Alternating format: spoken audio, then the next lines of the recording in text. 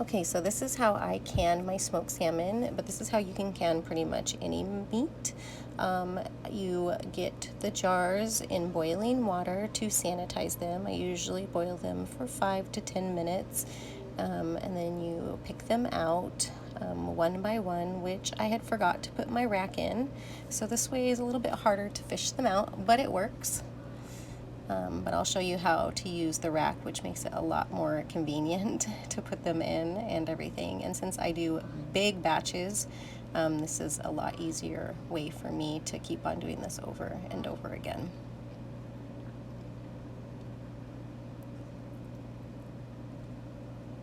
See how easy they come out when you use the rack?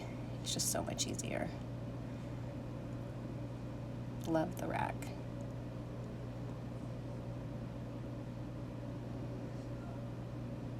And I just push them down with the little pusher thing. Some of them try to float. And then my next step is I get the jars all lined up, and then I start stuffing them full of salmon. I try to use a funnel every time, but if you don't, that's okay too. I try to keep the skin towards the outside, not touching the glass, because when you go to clean them, sometimes the scales stick to the glass, and it makes it a little bit harder to clean when you're all done using them.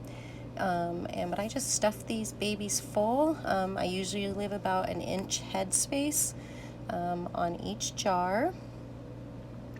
So you want to make sure that you do that.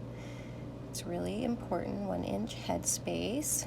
So I just keep on stuffing and stuffing.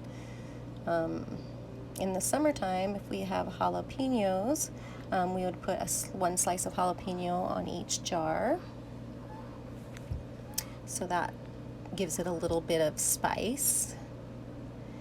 When you can, you don't have to worry about the bones or the skin. You get all the oils and the nutrition. It is amazing for your body and your brain. And if you're pregnant, oh my goodness, so good for you.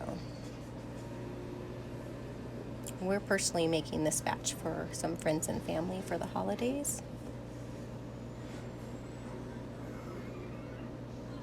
And that's a good thing, is you know everything that's put into each jar.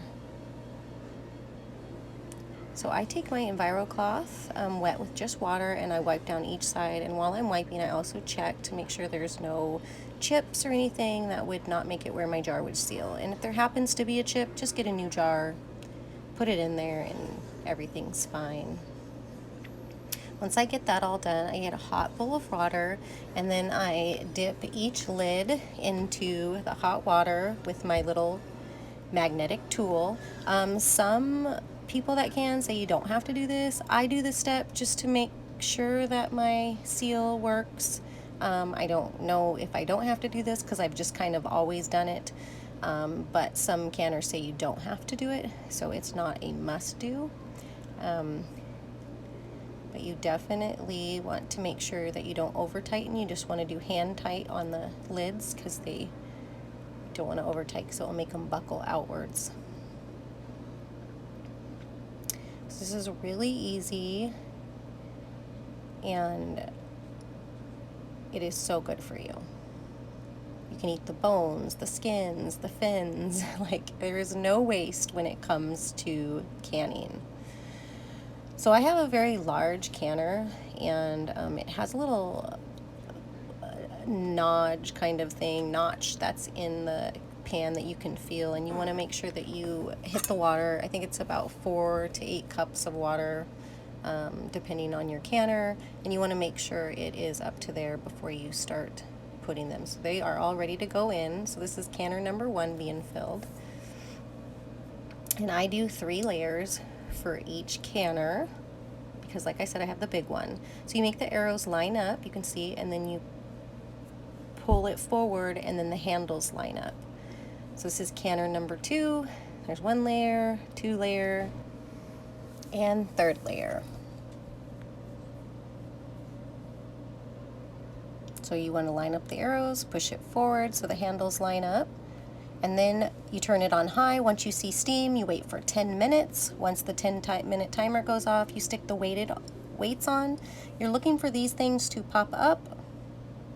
Once those pop up, then you're going to start gaining pressure. I want to get to 10 to 11 pounds, but different elevations call for different pounds. So mine is 110 minutes at 10 pounds. Yours might be 110 minutes at 15 pounds, depending on your elevation. Then once they come out, you take them out with the tongs on a cloth, and you will hear ping, ping, ping. And then once they set for 12 hours, you can take all the rings off, and I like to wash them all, and they're ready to store. The reason people take the rings off is because you don't want to have a false seal and for it to just be rotting in your house. You will find your stove's sweet spot to hit that 10 or 15 pounds depending on your elevation. I'm going to do a video on electric canner and how I smoke this salmon. Follow me for more.